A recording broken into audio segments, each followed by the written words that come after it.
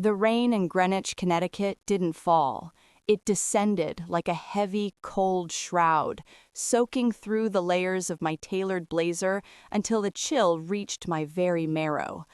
I stood on the porch of the Sterling estate, a sprawling, neoclassical monstrosity of white marble and arrogance, staring at the massive oak double doors that had just been slammed in my face.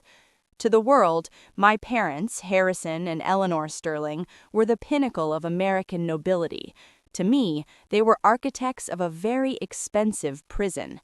And tonight, they hadn't just evicted their daughter, they had liquidated an asset. They treated my existence like a bad investment they needed to cut loose before the market crashed. In my trembling hand, I clutched the only two things they had left me, a deactivated smartphone that was now nothing more than a glass brick, and a tarnished, scuffed silver card that had belonged to my grandfather, Silas. "You're making a mistake, Harrison," I had whispered earlier, but the wind now swallowed my words. They thought they had erased me. They thought that by stripping me of the Sterling name, they had made me nothing. They had no idea that they had just evicted the wrong person. My name is Avery Sterling, and I should have known that a dinner invitation from my parents was never about a meal. In the Sterling household, affection wasn't felt, it was calculated. Calories were counted, words were weighed, and every smile carried a price tag. I looked back at the house. It loomed against the blackened sky, the gravel driveway crunching beneath my heels like the breaking of bones. I was 33 years old. I was a senior risk management officer at Vanguard Compliance in Manhattan.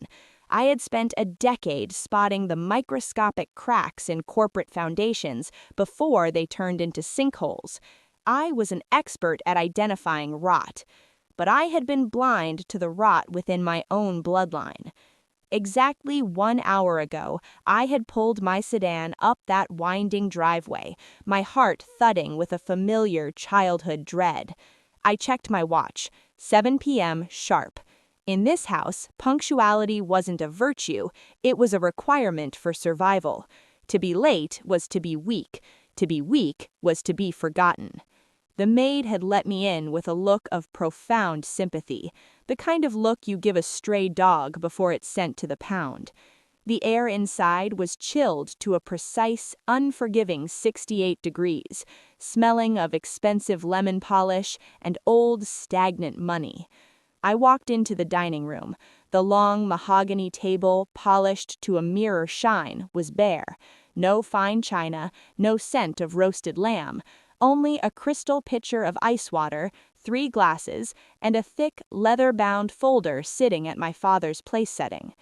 My mother, Eleanor, stood by the floor-to-ceiling window, swirling a silk dress that cost more than my college tuition, her blonde hair coiffed into a rigid helmet of perfection.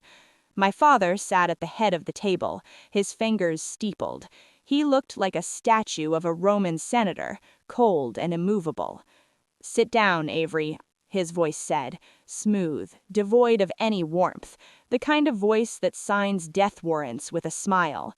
I pulled out the heavy chair to his right. "Where's the dinner, Dad?" I asked, though the sinking sensation in my gut already knew the answer. "We can eat after we handle the business at hand," Eleanor said, finally turning. Her eyes swept over my outfit, a simple professional blazer and slacks, and I saw the familiar flicker of sharp disapproval. "We have a situation with the Azure Harbor project, a temporary liquidity issue." I looked at my father. "You called me here for work? I handle fintech compliance, Dad. I don't deal in your real estate developments." "We need a signature," Harrison said, sliding the leather folder across. It made a dry, hissing sound against the wood.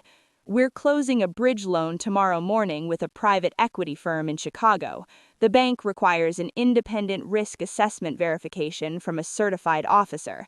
Since you hold the credentials and your family, it's the most efficient path forward."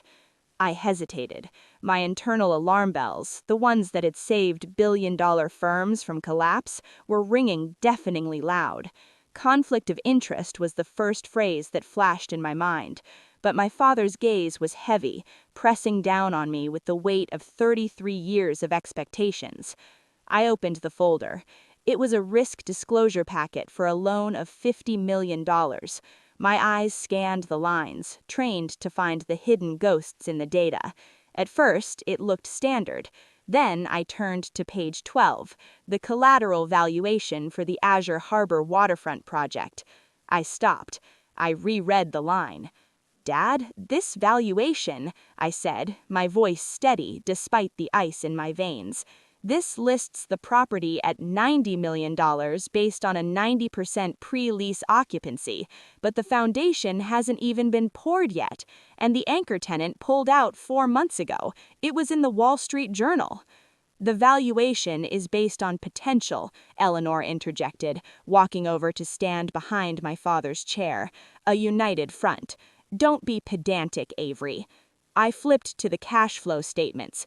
"You have listed rental income from the Parkside units as current revenue. Dad, Parkside is under renovation. It's a construction site. You cannot list projected future income as current liquid assets. That is not potential, that is falsifying collateral." The silence in the room became thick enough to choke on. Harrison didn't blink. "The lenders understand the nuance, Avery," Harrison said, his voice dropping an octave, becoming dangerous. "This loan is a bridge. It's a formality to get us through the next 6 months until the secondary investors move in. We just need a certified officer to sign off on the methodology." "You want me to sign a document stating I've reviewed these numbers and found them accurate?" I felt, my voice rising. "If I sign this and the loan defaults, I am personally liable. This isn't a formatting error, this is fraud. You're inflating assets by 300% to secure a loan you cannot service." Harrison leaned forward, his eyes turning into cold, dead glass. "We are not asking for a lecture on ethics. We are asking for loyalty. The Sterling Global Group is facing a liquidity crunch. If we don't get this $50 million by Friday, the ripple effect will trigger default clauses in our other debts. We could lose this estate. We could lose the name." "So you want me to commit a felony to save your house?" I asked, incredulous.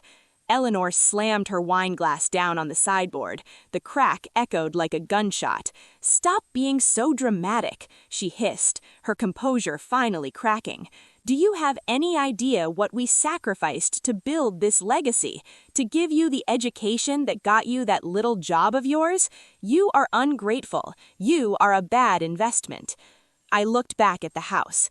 It loomed against the blackened sky, the gravel driveway crunching beneath my heels like the breaking of bones.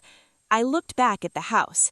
It loomed against the blackened sky, the gravel driveway crunching beneath my heels like the breaking of bones. I turned the car. I had nowhere to go but forward. I had to survive the night, and then I was going to face the wolves. The engine of my sedan idled roughly on the shoulder of the Merritt Parkway, the rain drumming a chaotic rhythm on the roof. My eyes were fixed on that silver card, but my mind was back in that dining room. To understand why I was sitting in the dark with nothing but a suitcase, you have to understand the sheer, calculated cruelty of the Sterling dinner table. In the Sterling household, we didn't have conversations, we had depositions. I remembered the way the candlelight had flickered against my father's face as I pushed that leather folder back toward him. Harrison didn't look like a father whose daughter had just stood her ground on a matter of ethics. He looked like a predator who had just realized his prey was sturdier than he'd anticipated. "You've always had this streak of arrogance, Avery," Harrison said, his voice dropping into that smooth corporate vibrato he used to crush union leaders and silence whistleblowers.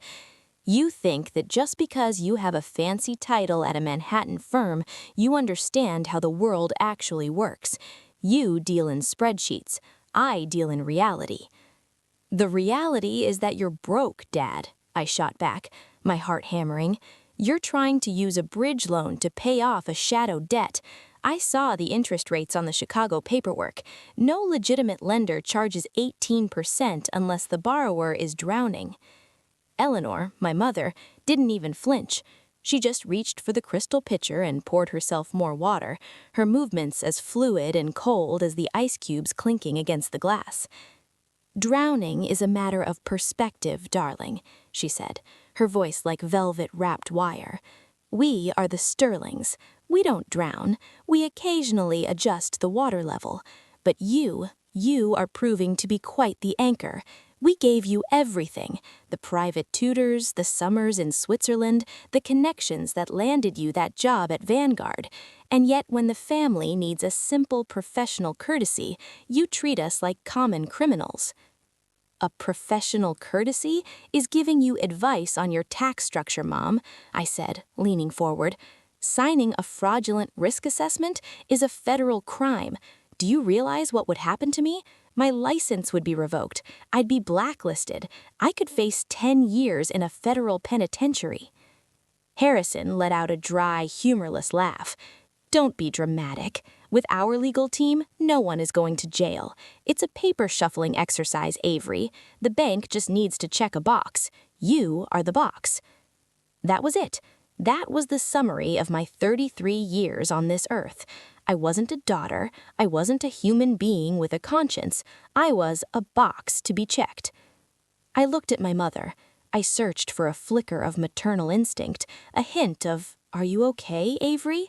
But all I saw was the cold calculation of a woman who viewed her child as a failed accessory. She looked at my simple blazer with the same disdain she might reserve for a knockoff handbag. To her, my refusal wasn't an act of integrity, it was an act of social treason. "Silas always said you were the difficult one," Eleanor murmured, swirling the water in her glass. "He spent so much time in that library with you, filling your head with those ridiculous notions of absolute truth. Look where it got him. He died alone, and we had to clean up the mess of his estate." The mention of my grandfather made my blood boil. Silas Sterling had founded Sterling Global, but he was nothing like the monsters who now occupied his house. He was a man of ledgers and honor. I remembered sitting in his library when I was 10 years old, the smell of old parchment and peppermint tea surrounding us. "Avery," he had told me, his voice a gravelly whisper, "numbers are the only thing in this world that don't lie. People will wrap them in silk and perfume to hide the rot, but the math always remains. Never fear the truth, even if it leaves you standing alone in the rain." Now, standing alone in the literal rain 23 years later, I finally understood the gravity of his warning. Back in the dining room, Harrison had reached into his blazer and pulled out a fountain pen, the heavy, gold-plated one he'd used to sign the contracts that built his empire. He held it out to me, the nib glinting under the chandelier. "One signature, Avery," he commanded. "One signature and the Azure Harbor project stays afloat. One signature and your personal debt, that mortgage on your Manhattan apartment we co-signed, disappears. We'll even increase your allowance from the trust." "I don't want an allowance," I whispered, the disgust rising in my throat like bile. "I want parents who don't ask me to sell my soul to save their pride." Harrison's face hardened into a mask of pure, unadulterated venom. "Pride is what pays for the roof over your head, you ungrateful girl. If you want to be independent, then be independent, but don't expect the Sterling name to protect you when you're starving on the street." He stood up, the chair scraping against the marble floor with the sound like a scream. "You are no longer a risk we are willing to carry. You are a liability, and in this family, we liquidate liabilities." The memory of that word, liquidate, sent a shiver through me as I sat in my car on the parkway. They hadn't just kicked me out. They had been preparing for this. The suitcase on the porch wasn't packed in a hurry. The clothes inside were carefully chosen, the things I'd left in the guest room over the years, the old sweaters, the sensible shoes. They had decided to delete me long before I ever sat down for dinner. The invitation was just the final test, a test I had failed by having a conscience. I looked at my dashboard of my car. 10:45. The Sterling machine moved fast. By now, the complaint to Vanguard Compliance would be hitting the HR director's inbox. My father's cronies at the bank would be scrubbing my name from every shared account. My mother would be calling her friends in the social circuit, spinning a tale of Avery's tragic mental breakdown to ensure no one would take my side. They thought they had won. They thought that by stripping me of my job, my money, and my phone, they had turned me into a ghost. But as I gripped the steering wheel, I felt something new. For 33 years, I'd been the good daughter, the compliant officer, the safe investment.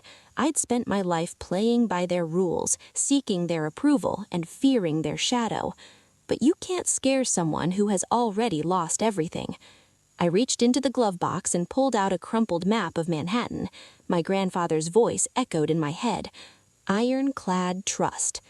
Silas hadn't just given me a card, he had given me a code. He knew Harrison, he knew the rot, and he had built an escape hatch that my parents didn't even know existed. I put the car in gear. My gas light was flickering, a mocking orange eye in the darkness. I had enough fuel to get to the city, but not enough to turn back. You wanted to see what I'm like without the Sterling name, Harrison? You're about to find out. I pulled back onto the highway, heading south toward the lights of New York City. The wolves were out, but for the first time in my life, I realized I wasn't the prey. I was the one who knew exactly where the foundation was cracked, and I was about to bring the whole house down. The skyline of Manhattan shimmered in the distance, a crown of jagged diamonds against the bruised purple sky. But as I drove, I wasn't seeing the lights. I was seeing page 42 of the leather-bound folder my father had pushed across the table. In my profession, we have a term for documents like that: radioactive. Most people look at a contract and see words and signatures. I look at a contract and see the ghosts of the people it's designed to bury. Harrison called it a bridge loan. I called it a suicide pact. The Azure Harbor project was supposed to be the jewel in the Sterling crown, a $300 million mixed-use waterfront development in Stamford, Connecticut. It was marketed as a futuristic hub of glass, steel, and sustainability. But as I had flipped through those pages in the dining room, the sustainability looked more like a toxic waste dump of falsified data. "Dad," I had said, my finger tapping a specific line on the collateral annex, "this letter of intent from Ouroboros Tech, it's dated last Tuesday. It claims they've committed to leasing 150,000 square feet of office space. That's nearly 40% of the entire project's revenue." Harrison had merely sipped his water, his expression unreadable. "They are an anchor tenant, Avery. Their commitment secures the secondary financing." "Except they filed for Chapter 11 bankruptcy 3 weeks ago," I countered, my voice echoing in the cold dining room. "I handled the compliance review for their creditors at Vanguard. This letter is a forgery, Dad, or at best, it's a placeholder document that was never meant to be seen by federal regulators." My mother, Eleanor, had let out a sigh of exaggerated boredom. "Always so focused on the fine print, Avery. Business at this level requires creative momentum. Ouroboros will restructure. The letter represents the intent of the relationship." "Intent doesn't satisfy the SEC," I snapped. "And look at the environmental writers. You've omitted the soil toxicity reports from the old shipyard site. You're certifying that the land is build-ready when you know the DEP has flagged it for mercury contamination. If you pour that foundation, you're poisoning the shoreline." That was the moment I saw it. Not just a liquidity issue. My father wasn't just short on cash. He was covering a massive, gaping hole of embezzlement. The $50 million bridge loan wasn't going into the Azure Harbor construction. It was going to pay off a private equity firm in Chicago called Blackwood Global. I knew Blackwood. They weren't bankers, they were shadow lenders, the kind of people who don't sue you in court when you miss a payment. They simply take your collateral, your reputation, and your soul. Harrison had borrowed from the sharks to buy the silk for my mother's dresses, and now the sharks were circling the Sterling estate. "You're using the Azure loan to pay off the Blackwood debt, aren't you?" I asked, the realization hitting me like a physical blow. "You're robbing Peter to pay Paul, but Peter is a federal bank and Paul is a group of criminals." Harrison's face had gone from stone to fire. "I have built this city, Avery. I have provided jobs for thousands. I am not going to let a few bureaucratic technicalities and some dirty dirt in a shipyard destroy 40 years of work." "It's not dirty dirt, Dad. It's mercury. It's felony fraud." I remembered the way he had looked at me then. It wasn't the look of a father, it was the look of a man who realized I was the only witness to his crimes. If I signed that risk assessment, I wasn't just helping the family, I was becoming his co-conspirator. I was the independent voice that would tell the world the water was clean while the poison was being poured. That contract was blood-stained. It was stained with the lives of the families who would eventually move into those Azure apartments, unaware of the toxins beneath their feet. It was stained with the retirements of the small contractors Harrison had stopped paying months ago. And most of all, it was stained with my own future. As the toll booths for the RFK bridge appeared ahead of me, I reached into my purse and pulled out my work badge, the Vanguard Compliance ID. Tomorrow morning at 8 a.m., Harrison expected me to walk into a trap. He had filed a conflict of interest complaint, alleging that I was the one trying to extort him. He was going to use my expertise against me. He would tell HR that I had offered to sign the Azure Harbor paperwork in exchange for a massive payout from the family trust, and that when he refused, I had threatened to leak false environmental reports. It was a classic Harrison move. Accuse your opponent of the very crime you are committing. He thought I would show up at Vanguard, cry, plead my innocence, and eventually realize that the only way to save my career was to make it go away by signing his papers. He thought he could starve me to submission by morning. I looked at the silver card sitting in the cup holder. Silas Sterling, my grandfather, had been the one who taught me how to read a balance sheet. He was the one who told me that a sterling always pays their debts, but a sterling never sells their name. The ironclad trust is not just a bank, Avery, it is a vault for the truth. If the day ever comes when the name Sterling becomes a lie, you take that card to Manhattan. You don't ask for a loan, you ask for a reckoning. At the time, I thought he was just being an old man prone to riddles.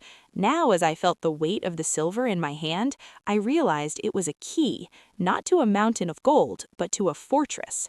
I didn't have a phone, I didn't have a bank account, I didn't have a job, but I had the math, and the math said Harrison Sterling was insolvent. I drove off the bridge and onto the streets of Manhattan. The rain was thinner here, turning into a misty fog that clung to the skyscrapers. I didn't head towards my apartment in Chelsea. Harrison would have people waiting there, private security, or perhaps lawyers ready to serve me with an injunction. Instead, I headed for a small, nondescript 24-hour diner in Queens. It was the only place I knew where the Wi-Fi was free and the coffee was strong enough to keep me awake until dawn. I had 8 hours until the hearing at Vanguard. 8 hours to figure out how to use $1.5 billion, if it even existed, to turn a bridge loan into a prison cell. I pulled into the diner's gravel lot and killed the engine.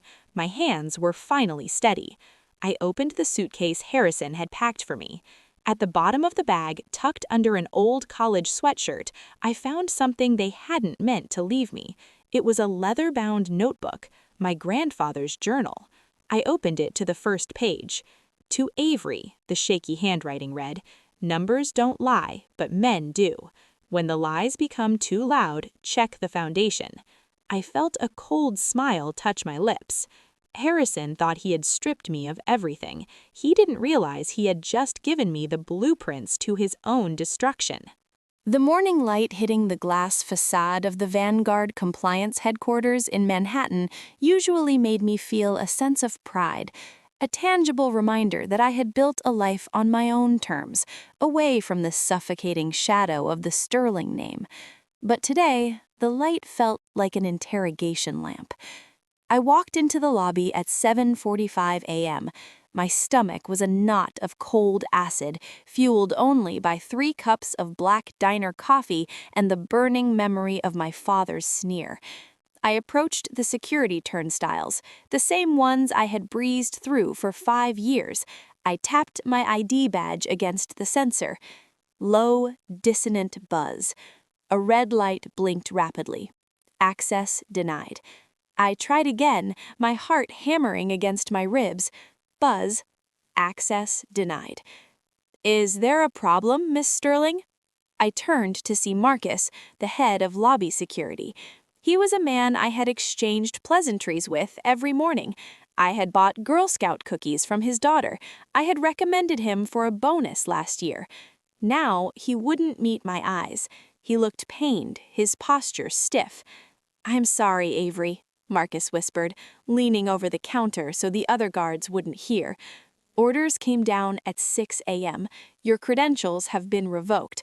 I've been instructed to escort you directly to the 20th floor, freight elevator only." The humiliation was a physical weight. I was being treated like a corporate spy, a common thief in the building where I was a senior officer. I walked into the service elevator, the one used for deliveries and trash. The ride up was silent, the air smelling of cardboard and floor wax. When the doors opened, the director of HR, Karen Vance, was waiting. She was a woman who wore her authority like a suit of armor, her face a mask of professional indifference.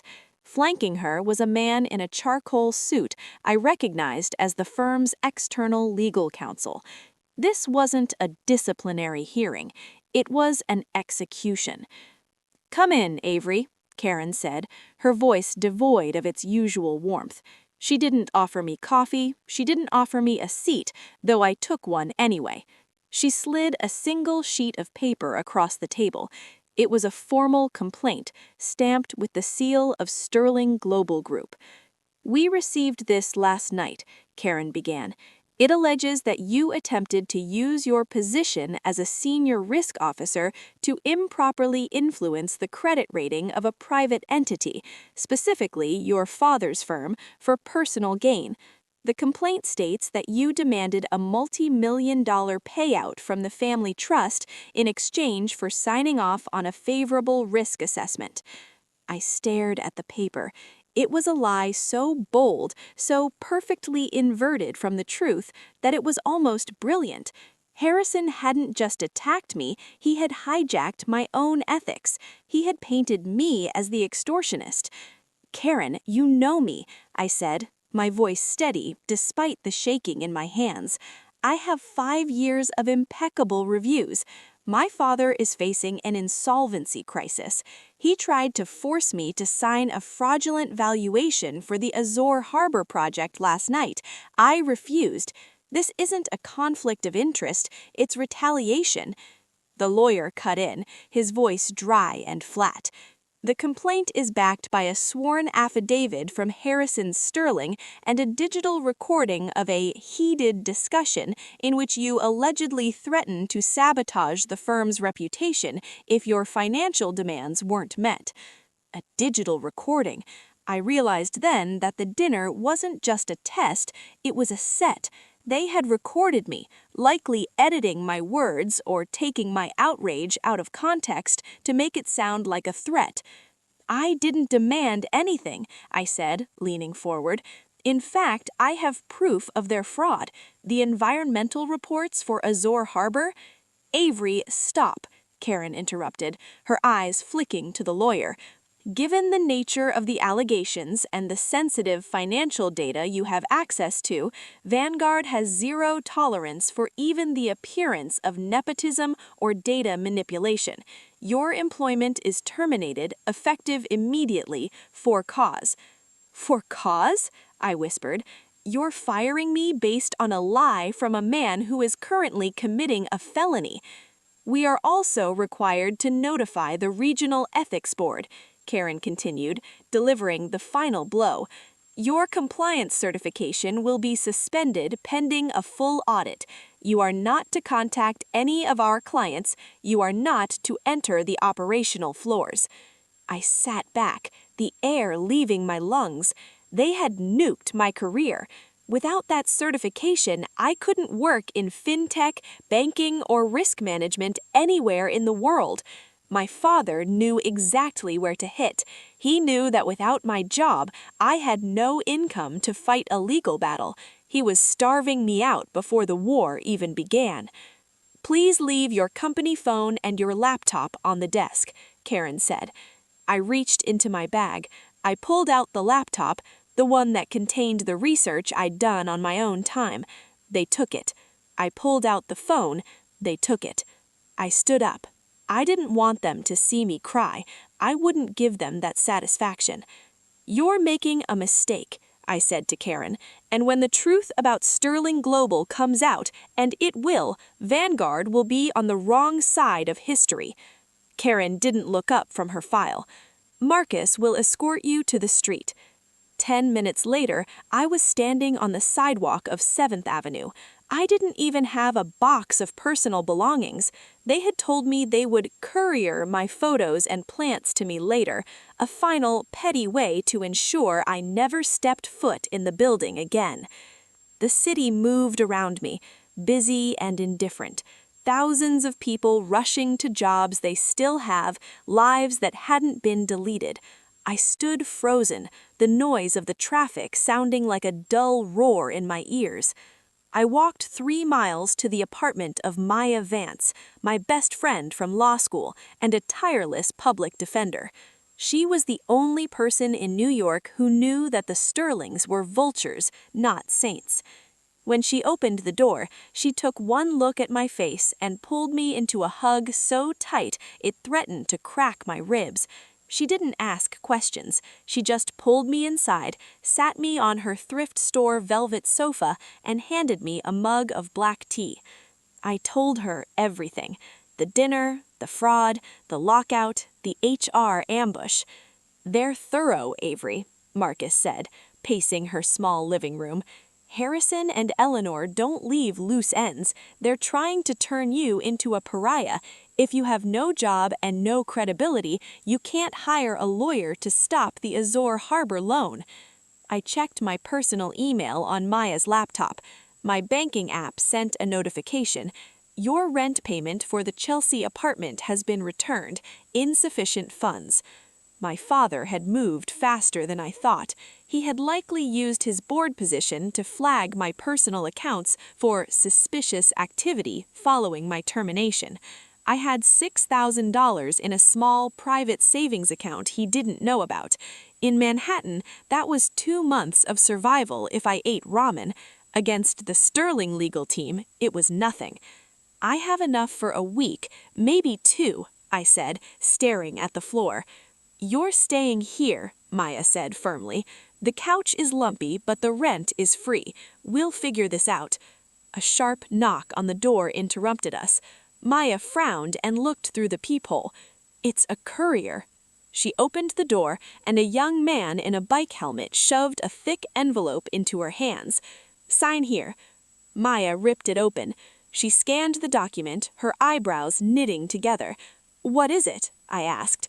"A cease and desist," Maya said, tossing the papers onto the coffee table. "From your father's legal team. They're formally warning you that any disclosure of privileged family discussions or proprietary business information regarding Sterling Global will result in a defamation lawsuit seeking damages in the tens of millions." I picked up the paper. The language was aggressive, designed to terrify. "Any attempt to interfere with ongoing commercial transactions will be met with immediate litigation." I whispered, "They're scared." Maya looked at me. "What?" I said, looking up. "They're terrified, Maya. If they were secure, they would just ignore me. They wouldn't send a legal threat to a friend's house less than 12 hours after kicking me out. They need that $50 million bridge loan desperately, more desperately than I thought." I reached into my blazer pocket. My fingers brushed against the cold, tarnished silver card. "They think they've deleted Avery Sterling," I said, standing up. "They think they've left me with nothing." I looked at the map of the financial district Maya had pinned to her wall. They forgot who built the foundation they're standing on. I'm going to the Ironclad Trust. I'm going to find out exactly what my grandfather left for a reckoning. I walked to the door. I didn't have a car anymore. I didn't have a badge. But for the first time in my life, I didn't have to be the good daughter anymore. I was the wolf. The subway ride to the financial district felt like a descent into another world. I sat on the plastic seat of the 4 train, clutching my purse to my chest, surrounded by commuters who were oblivious to the fact that the woman sitting next to them had been deleted from the American aristocracy less than 12 hours ago. I got off at Wall Street.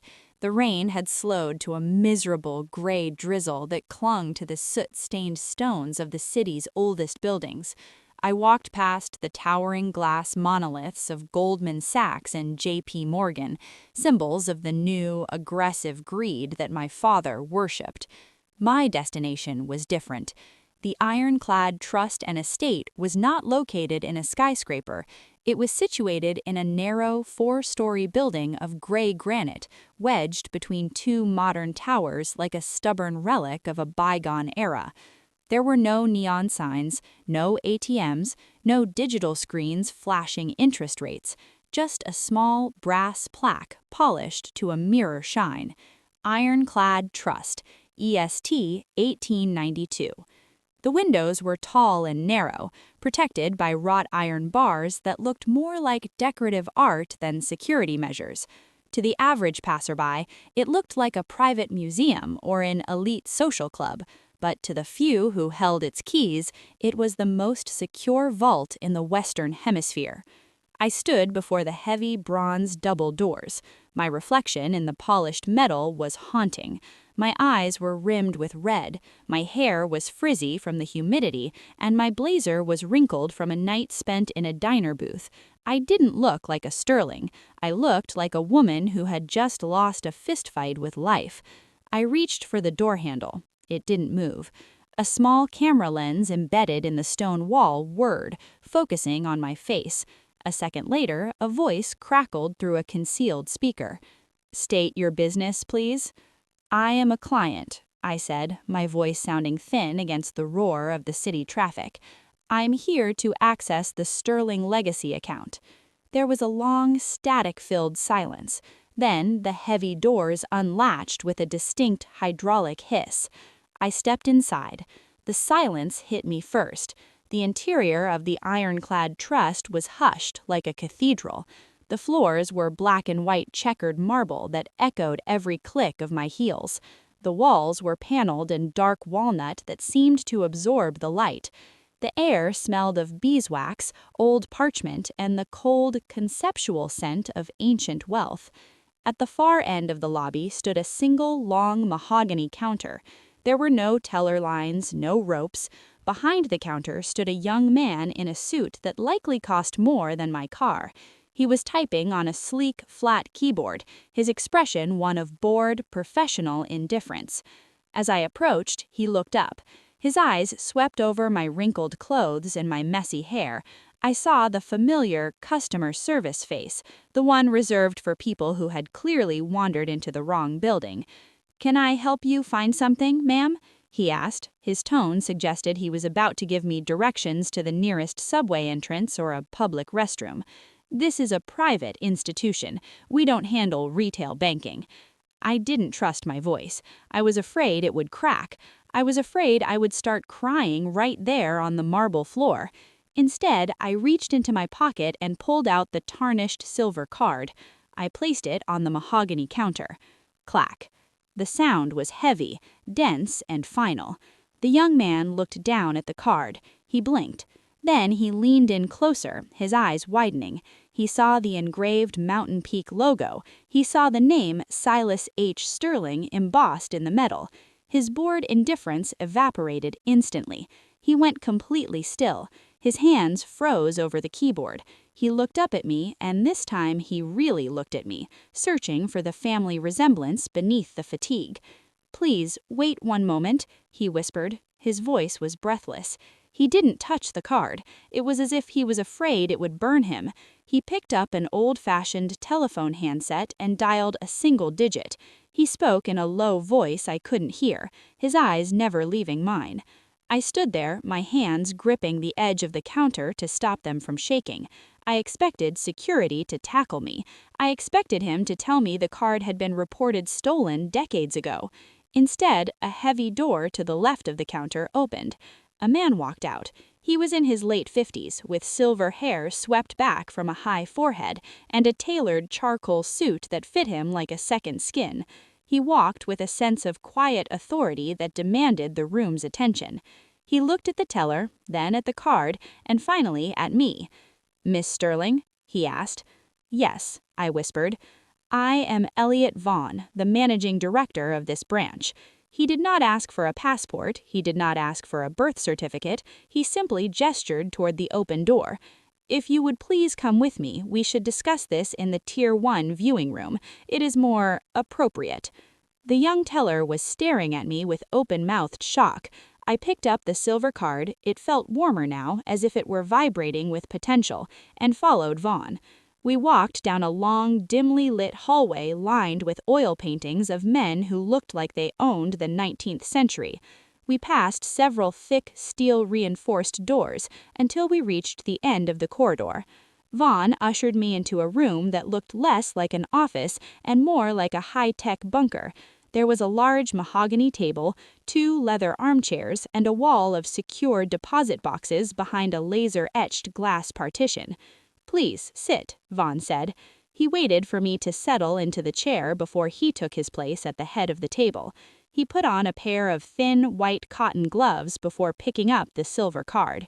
"This account," Vaughn began, his voice measured and grave, "has been dormant for 16 years. In my 30 years at Ironclad, I have only seen a Tier 1 legacy card presented in person twice. Both times it changed the course of the New York market." "Tier 1?" I asked. Vaughn did not answer directly. He moved to a secure terminal built into the table. It was not a standard computer. It looked like a dedicated hardware link, air-gapped from the public internet. "I need to perform a multi-factor identity verification. It is a protocol established by the grantor, Silas Sterling. Strict adherence is required. Do you have your government-issued ID?" I slid my driver's license across the table. It felt flimsy and cheap in this room of wood and steel. Vaughn scanned it under a blue light and typed in my data. "Verification 1 complete," he murmured. "Next, biometric confirmation." He opened a small, brushed steel panel on the table to reveal a fingerprint scanner. It looked older, the glass slightly worn but clearly well-maintained. "Please place your right index finger on the sensor." I extended my hand. My fingertip touched the cold glass. A red light swept across my skin, followed by a soft green beep. "Match confirmed," Vaughn said. I saw a bead of sweat on his forehead. "Finally, the access code. This is a 6-digit numeric sequence. Your grandfather specified that if this code is not entered on the first attempt, the account will enter a permanent lockdown." I didn't hesitate. The numbers were screaming in my head, a rhythmic chant I had memorized when I was 10 years old. 72841 I typed them into the keypad. The terminal whirred, a low fan spinning up as if the machine itself was waking from a deep hibernation. Vaughn watched the screen. I watched Vaughn. I saw the moment the data loaded. It started in his eyes. They widened just a fraction. Then his jaw tightened. His hand, which had been hovering over the mouse, stopped in mid-air. He went completely still. It was not the freeze of a computer glitch. It was the freeze of a human brain trying to comprehend a reality that defied every expectation.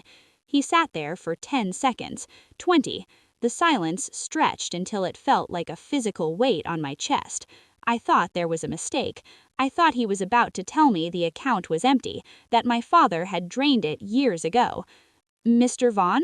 I asked, my voice cracking. "Is there a problem?" He blinked slowly, as if coming from a trance.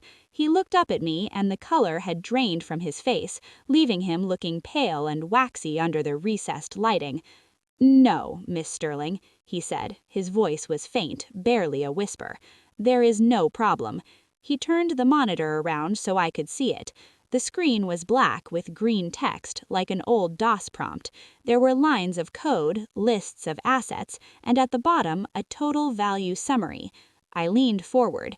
I squinted. I saw the number, but my brain refused to translate it into money. It just looked like a string of digits and commas. 1.5 million? I whispered, bargaining with reality. Million was a lot. Million was freedom. Billion, corrected Vaughn softly. With a B, Miss Sterling. $1.5 billion. The room spun.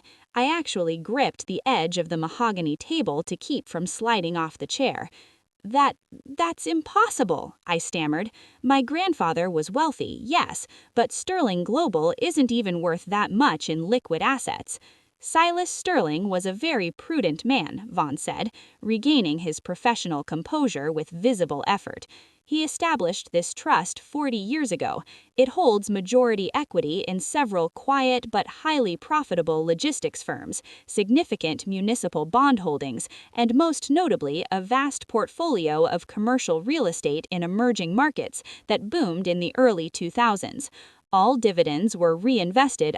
The air in the Tier 1 viewing room of the Ironclad Trust didn't just feel expensive, it felt heavy with the weight of sovereignty. I stared at the green digits on the screen, $1.5 billion, and realized that the world I had inhabited 10 minutes ago had ceased to exist. Harrison Sterling was out there, likely sipping a vintage scotch in his Greenwich study, believing he had successfully strangled my future. He was fighting, scratching, and forging documents for a $50 million bridge loan to keep his pride afloat. I was sitting on 30 times that amount in liquid assets. "Miss Sterling?" Elliot Vaughn's voice broke the silence. He was standing by a small safe embedded in the wall, his cotton-gloved hands holding a slim black box. "There is one final item. Your grandfather insisted that should the distress protocol be activated, you are not to leave this building without the physical symbol of your status." He opened the box. Inside, resting on a bed of crimson velvet, was a card. It wasn't silver like the one Silas had given me. It was made of polished obsidian-grade titanium, so black it seemed to absorb the light in the room. There were no numbers on the front, no Visa or MasterCard logo, just the Mountain Peak emblem of Ironclad and my name etched in a microscopic laser-burnt script, Avery Sterling. "The Ironclad Obsidian," Vaughn whispered. "It has no preset limit. It is recognized by every major central bank and luxury institution on the planet. But more importantly, it carries the Ironclad diplomatic protocol.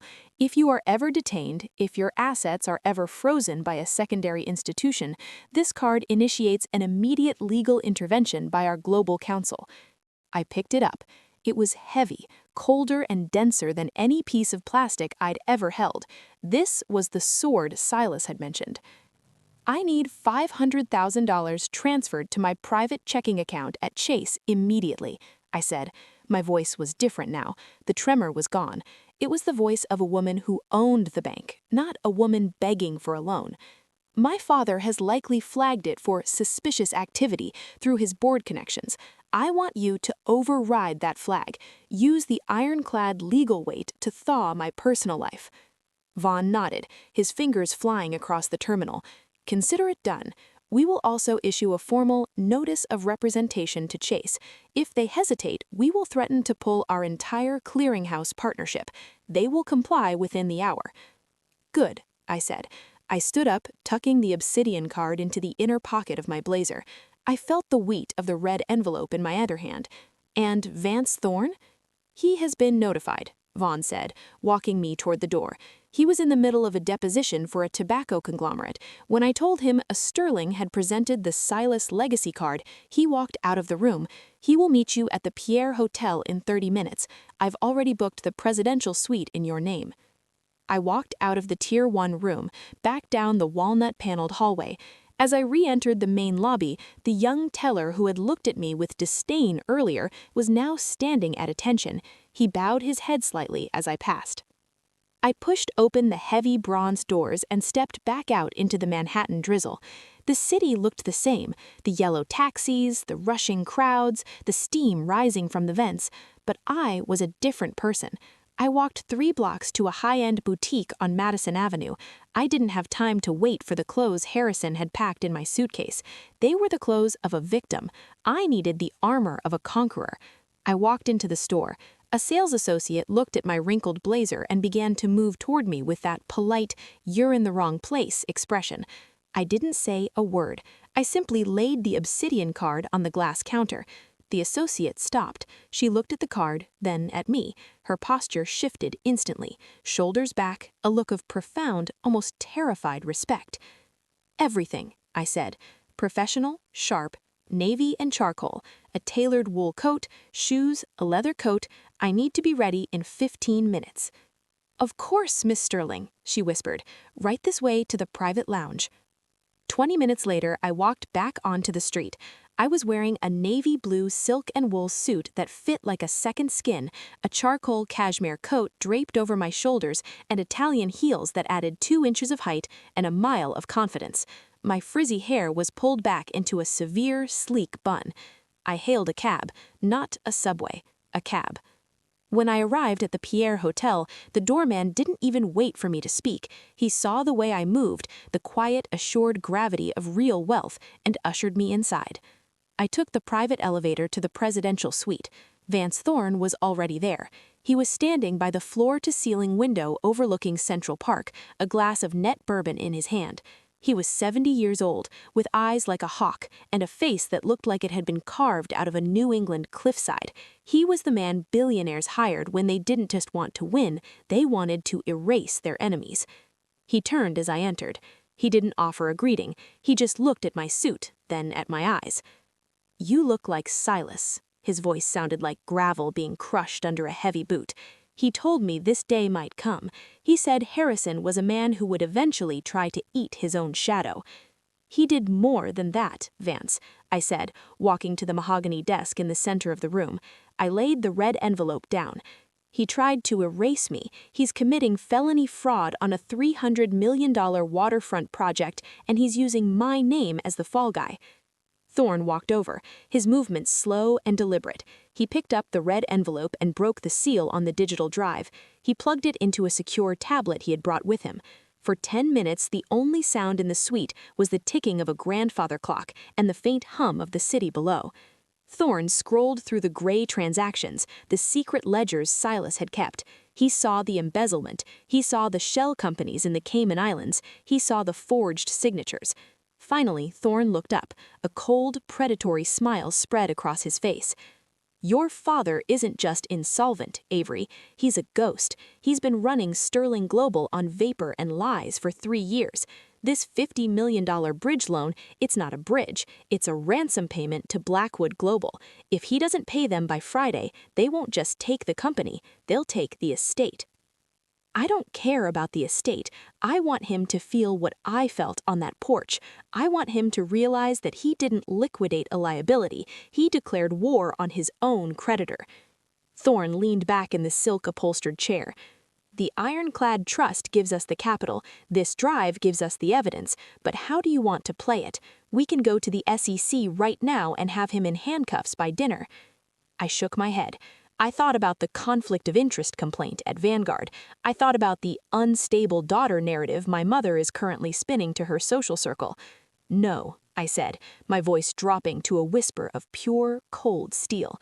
"If we go to the SEC now, he'll claim he was tricked or that I sabotaged him. I want him to think he's winning. I want him to close that loan. I want him to stand on the stage at the Azure Harbor groundbreaking ceremony tomorrow afternoon." I looked Thorne in the eye. "And then," I said, "I want to walk onto that stage and show the world that I own the land his building is standing on." Thorne's eyes lit up with a dark, appreciative fire. "The ground lease. Silas told me he never transferred the title of the Azure Harbor lot to the Sterling Global Group. He kept it in the private trust." "Exactly," I said. "Harrison is building a $300 million monument to his ego on land that belongs to me, and tomorrow I'm going to serve him an eviction notice in front of every camera in New York City." Thorne finished his bourbon in one gulp and slammed the glass onto the table. "Avery Sterling," he said, "I think this is going to be the most satisfying professional execution of my career." I walked to the window. The rain had stopped. The city was glowing. My father thought he had deleted me. He thought he had left me with nothing but a suitcase and a dead phone.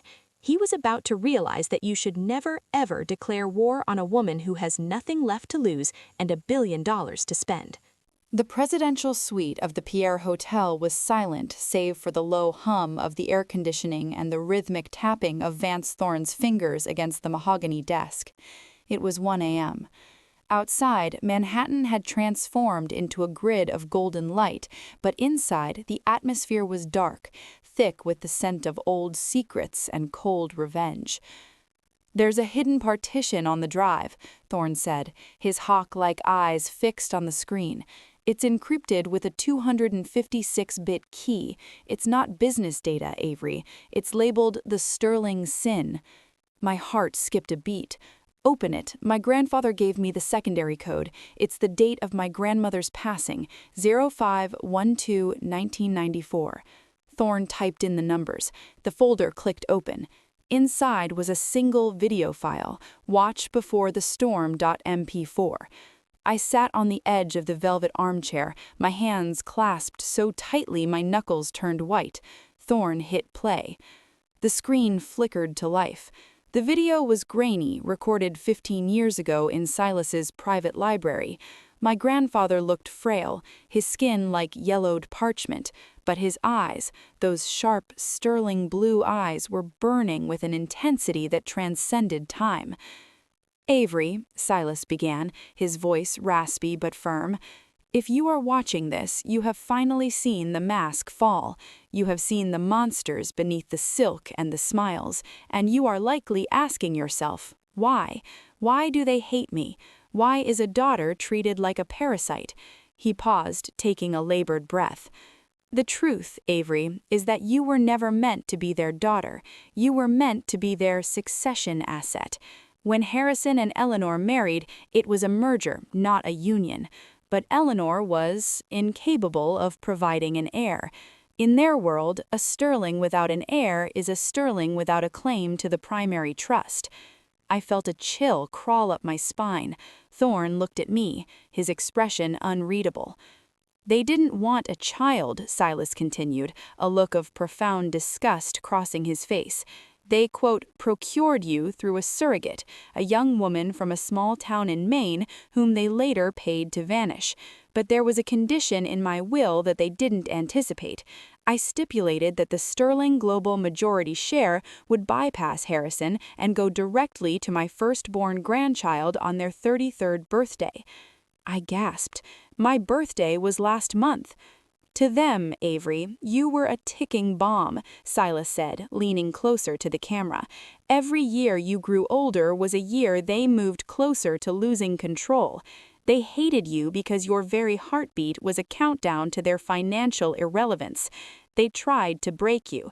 They tried to mold you into a mindless socialite so you would sign over your rights the moment you turned 33. But you developed a conscience. You developed my steel. And that made you their greatest enemy." The video cut to black. I sat in the darkness, the silence of the suite feeling like a physical blow. My whole life, the criticism, the bad investment remarks, the conditional affection, it wasn't about my failures, it was about their fear. They didn't hate me because I was difficult. They hated me because I was the rightful owner of everything they worshipped. "They didn't just evict you, Avery," Thorne said, his voice dropping into a low, predatory growl. "They were trying to, quote, liquidate the heir before the succession papers could be filed. If they had forced you to sign that Azure Harbor loan, they would have included a power of attorney rider that would have effectively neutralized your claim to the Silas Trust forever." I stood up, walking to the window.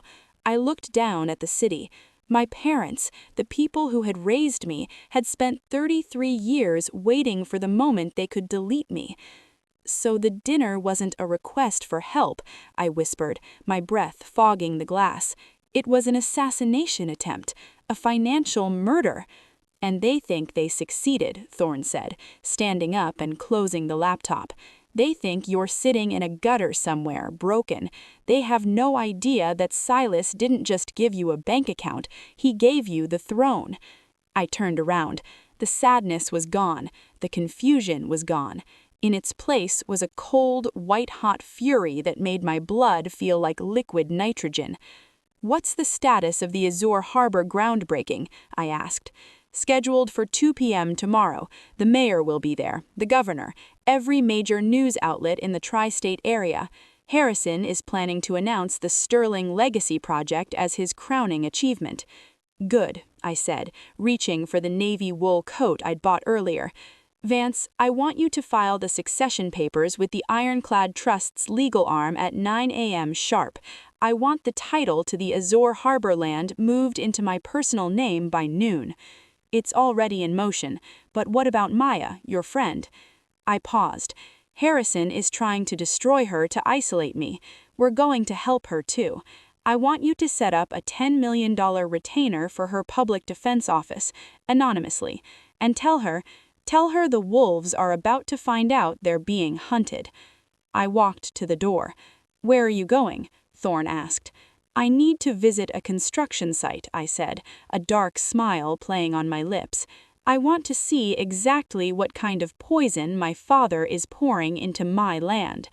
As I stepped into the elevator, I looked at my reflection in the polished brass.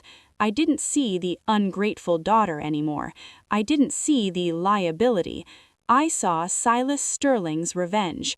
The countdown had ended, and tomorrow at 2 p.m., the world was going to find out that the Sterling name didn't belong to Harrison. It belonged to the woman he had thrown out in the rain. The dawn over Manhattan was cold and gray, but for the first time in my life, I didn't feel the chill. I sat in the presidential suite of the Pierre, watching the city wake up. Beside me, Vance Thorne was barking orders into 3 different phones. He was no longer just a lawyer. He was the general of an invisible army. "The Obsidian Protocol is active," Thorne said, slamming a handset down. "The Ironclad legal team has filed a notice of interest on every single project under the Sterling Global Group. We haven't sued them yet. We've just put a digital fence around their assets. If Harrison tries to move a single dollar to Blackwood Global, the system will flag it as money laundering." "And my friend, Maya?" I asked. My heart ached for her. Harrison had tried to burn her world just to get to me. "That's already handled," Thorne replied, with a grim smile. An anonymous endowment of $10 million was just transferred to the New York Public Defender's Office. The condition of the grant? Maya Vance is to be appointed as the director of a new financial justice task force. Her boss just called her. She's not being fired. She's being promoted to the person who will eventually prosecute your parents. I let out a breath I didn't know I was holding. Good. Now we need the inside track. My father thinks he has total loyalty at Sterling Global, but Silas told me there was one man who never sold out, Arthur Penhaligon. "The head of accounts," Thorne nodded. "Harrison retired him 6 months ago because Arthur asked too many questions about the Azure Harbor soil reports. He's living in a small apartment in Astoria now. He's bitter, Avery, and he's waiting. Get him here, now." 2 hours later, Arthur Penhaligon walked into the suite. He was a man made of tweed and tired eyes, looking like a scholar who had survived a shipwreck. When he saw me, he stopped dead, his lower lip trembling. "You look just like Silas. The same eyes, the same way of standing as if you own the floor beneath you." "Arthur," I said, stepping forward and taking his weathered hands. "My father tried to bury the truth about Azure Harbor. He tried to frame me for his fraud. I need the ledgers, not the ones he shows the banks. I need the real ones." Arthur reached into his battered briefcase and pulled out an encrypted hard drive. "I've been holding on to this for 2 years, Avery. I knew Harrison was skimming from the Hope Haven charity. I knew he was using the construction loans to pay for Eleanor's jewelry and his private jets. It's all here. The Lumina Holdings shell companies, the fake invoices for architectural fees that were actually kickbacks to Blackwood Global." I took the drive. It felt heavy with the weight of 40 years of lies. "Why didn't you go to the authorities, Arthur?" "Because your father sat on the board of the bank that held my pension," Arthur said, a flash of old anger in his eyes. "He threatened to leave me with nothing if I spoke. But Silas told me to wait for the girl with the silver card. He said you would be the one to turn on the lights." I looked at Thorne. "Vance, I want Arthur on the payroll, triple his old salary. He's our chief forensic consultant. Arthur, I want you to sit down with Thorne's team and map out every cent Harrison stole from the Veterans Housing Project. We aren't just taking the company, we're getting the victims paid." As Arthur sat down with a new lease on life, my phone, the new secure device Ironclad had provided, buzzed. It was a Google alert. "Sterling Global announces groundbreaking ceremony for Azure Harbor, 2 p.m. today. Harrison Sterling to deliver a visionary speech." Below the headline was a video link. It was my mother. Eleanor was sitting in the sunroom of the Greenwich estate, looking tragically beautiful in a black silk dress. She was dabbing her eyes with a lace handkerchief for a local news camera. "It is a difficult time for our family. Our daughter, Avery, she's been struggling with her mental health for years. We've tried everything, but her recent actions, her attempts to interfere with the family's philanthropic work, it's just heartbreaking. We only want her to get the help she needs. We still love her, despite the pain she's caused." The comment section was a toxic dump. Poor Eleanor, imagine having a daughter that greedy. "Avery Sterling is a monster. Hope they lock her up in a psych ward." I watched the video twice, my face a mask of cold obsidian. The manipulation was perfect. She was preemptively discrediting my testimony by calling me unstable. She was using a mother's fake tears to build a wall of public sympathy. "She's good," I murmured. "She's very good." "Do you want me to issue a counterstatement?" Thorne asked, his hand over the phone. "No," I said, a dark, sharp smile spreading across my lips. "Let her play the martyr. Let the world pity her. It will make the fall so much more spectacular. Eleanor loves a stage. I'm going to give her the biggest one of her life." I turned back to the window. The Azure Harbor site was 20 minutes' drive from here. I could see the cranes, rusting skeletons against the skyline. "Vance, contact First Carolina Bank. The junior underwriter, Leo, he's the one who flagged the forged signature for me. Tell him if he brings the original loan file to the site today, I'll ensure he's the next VP of compliance when I take over the bank's board." "And the environmental reports?" Thorne asked. "I have the originals from Silas's vault, and I have Arthur's ledgers. We have the motive, the method, and the poison." I picked up my navy wool coat. "Vance, call the private security detail. I want 8 men in suits, ex-special forces. No weapons visible, just presence. I'm not going to Azure Harbor as a daughter begging for a seat at the table." I looked at the obsidian card on the desk. "I'm going as the landlord, and I'm here to collect the rent." As I stepped out of the suite, Thorne called out, "Avery, one more thing. Your father just sent a text to the private equity group in Chicago. He told the Chicago group the Avery problem is solved. He's expecting the $50 million to hit his account at 3 p.m. I didn't stop. I didn't look back. "Tell the Chicago group to keep their money. By 3 p.m., Harrison Sterling won't have an account to receive it in." The hunt had moved out of the shadows. The wolves were gathered at the waterfront, but they didn't realize that I was the one who had built the cage. 10 a.m., 4 hours before H hour. Manhattan glowed beneath a cold golden sunlight, but the atmosphere inside the presidential suite at the Pierre Hotel was thick, charged, as if a storm were about to break. Vance Thorne was staring at his tablet, his jaw clenched so tightly I could hear his teeth grind. "They've done it," Thorne said, his voice low and menacing. Harrison pulled the pin. I set my coffee cup down, a chill running straight down my spine. What did he do? Sue me? Worse. Thorne slid the tablet toward me. He just filed an emergency petition with the Greenwich District Court seeking full conservatorship over you. The claim? Avery Sterling is suffering from acute mental instability, has engaged in self-destructive financial behavior, and poses a threat to herself and the stability of Sterling Global. I picked up the filing. Harrison's signature sat arrogantly at the bottom, cruel and unmistakable. Attached was a sworn affidavit from Dr. Aris, the psychiatrist my father had been keeping on retainer for years. The report stated that I showed signs of grandiose delusions and loss of self-financial control. Conservatorship? I repeated, nausea rising in my throat. They want to turn me into the next Britney Spears, lock me in a psych ward and take control of the Obsidian card? Exactly, Thorne nodded. If the judge signs this order, and with Harrison's influence in Connecticut he will, your access to the Ironclad Trust will be frozen immediately. You won't be able to sign documents, retain me, or even leave this room without permission from your guardian, your father. It was the move of a drowning man. Harrison knew he couldn't beat me financially, so he aimed to strip me of legal capacity. He wanted to shackle his own daughter with the law just to protect fake numbers in cooked books. "Where are they now?" I asked, my voice so cold it surprised even me. "On their way to Azure Harbor," Harrison replied.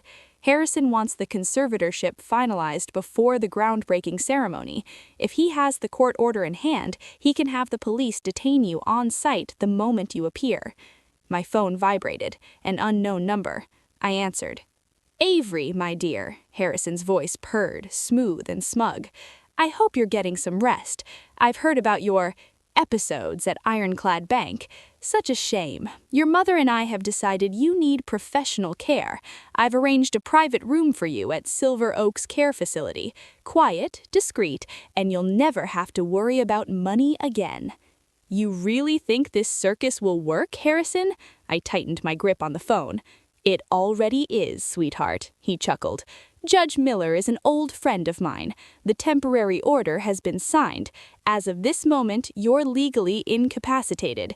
Don't resist, it'll only make things worse. Think of this as the final liquidation of our relationship." The line went dead. Vance Thorne looked at me, a dangerous glint lighting his eyes. He thinks Judge Miller is his trump card, but he's forgotten one thing. What's that?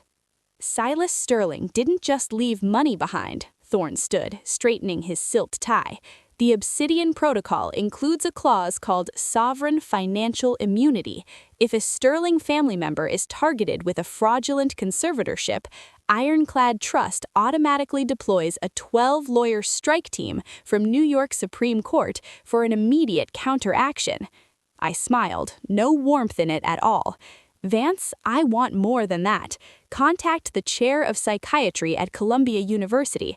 I want an independent evaluation immediately, right here, within 30 minutes. I want a written certification of my mental fitness before Harrison steps onto that stage. And after that?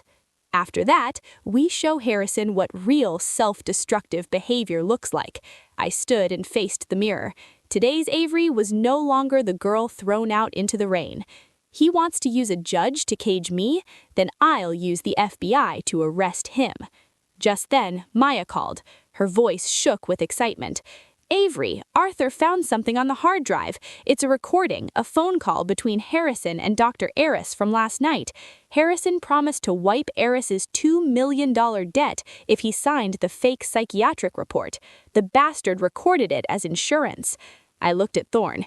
"You heard that, right? We don't just have proof of sanity, we have evidence of bribery and conspiracy to unlawfully detain." Vance Thorne smiled, the satisfied smile of a shark that had just smelled blood. "Avery, should I send the recording to Judge Miller right now?" No, I grabbed my handbag, my eyes razor sharp. Wait until Harrison is on stage, in front of every reporter. I want him to see his own arrest warrant at the exact moment he thinks he's locked me in a cage. We left the Pierre. 2 black ironclad security SUVs waited at the entrance. As the car sped down Madison Avenue, I watched the city rush by. New York carried on, unaware, but I knew that within hours, the name Sterling would be erased from Manhattan's list of elite dynasties, replaced by a scandal people would talk about for decades. Harrison wanted to play dirty? Fine. I'd teach him this. When you throw mud at someone who owns the fire hose factory, the only person getting drenched is you. 11:30 a.m., 2.5 hours before the groundbreaking ceremony. Inside the presidential suite, the atmosphere was no longer the chaos of a frantic escape, but the deathly stillness of an execution chamber. Dr. Sterling Hart, chair of psychiatry at Columbia University, had just set down his pen after a 45-minute evaluation. He looked at me with a mix of respect and astonishment. "Miss Sterling, I've signed off on it. You are not only fully competent, but possess a rare ability to maintain focus and withstand extreme pressure. This report has been sent directly to the New York State Supreme Court and Judge Miller's office. Your father's temporary guardianship order has been nullified as of this moment." I nodded, feeling an invisible shackle snap and fall away. "Thank you, Doctor. Vance, are you ready?" Vance Thorne glanced toward the door. Our final guest has arrived. The door opened. Leo, the young risk manager from First Carolina Bank, stepped inside. He looked as though he'd just sprinted through a minefield, drenched in sweat, clutching a black leather briefcase to his chest. He set it on the table, his hands still trembling. Avery, I got it. This is the original file for the Azure Harbor loan your father submitted yesterday afternoon." Leo opened the case and pulled out a thick stack of documents. He flipped to the final page, the independent risk certification. There, beside the figure $50 million, was my signature, Avery Sterling. It looked perfect. The curves, the pressure, the placement of the pen. If I were an ordinary person, I would have believed I'd signed it myself in a sleepwalking haze. Vance Thorne picked up a specialized magnifying glass, carefully inspecting the ink. Arthur Penelhagen stepped closer as well, holding a scanned copy of my signature from Vanguard's HR files, stolen by Harrison. "Look here," Arthur said, pointing at the loop of the letter Y. "In Avery's real signature, there's always a slight pause at the end of the hook, a habit from elementary school. But here, the stroke is unnaturally smooth. This was produced by an auto pen using a digital scan." "And that's not all," Vance added, his voice dripping with sarcasm. "Our ink age analysis on the copy shows it's Parker Quink Black, the same ink Harrison Sterling always uses in his Mont Blanc fountain pen. He didn't even bother switching pens for the forgery." "Arrogant idiot," I whispered. Harrison believed his power was so absolute that no one would dare scrutinize individual ink particles. He thought the Sterling name alone would make the bank look the other way. But the true betrayal lay in another file Arthur had just decrypted from Silas's hard drive. A folder titled The Eleanor Agreement. I clicked it open. It was a confidential Swiss bank statement belonging to my mother, Eleanor Sterling. For the past 15 years, every quarter $500,000 had been transferred into this account from Silas Sterling's trust funds. Attached was a handwritten letter from Eleanor to my grandfather. "Father Silas, I have sent you the accurate financial reports on Harrison regarding the Highland project. He has embezzled $4 million to cover losses from personal investments in Macau. As agreed, please transfer this quarter's payment to the White Rose account. Harrison will never know that his own wife is the one supplying you with evidence to tighten your control over him." I froze, electricity surging through my body. So my mother was never the loyal, husband-worshipping wife she pretended to be. She was an informant. She had sold my father's sins to my grandfather in exchange for a massive secret salary, maintaining the image of a refined, obedient spouse while quietly helping Silas Sterling forge the sword meant to destroy his own son when the time came. "Betrayal is the Sterling family language," Vance Thorne said, unable to hide the fascination with the rot. "Your father is building a house on your land using your forged signature to secure loans, while your mother has been selling him out for over a decade. This isn't a family, Avery. It's a criminal syndicate tearing itself apart over the last piece of meat." I glanced at my watch. 12 p.m.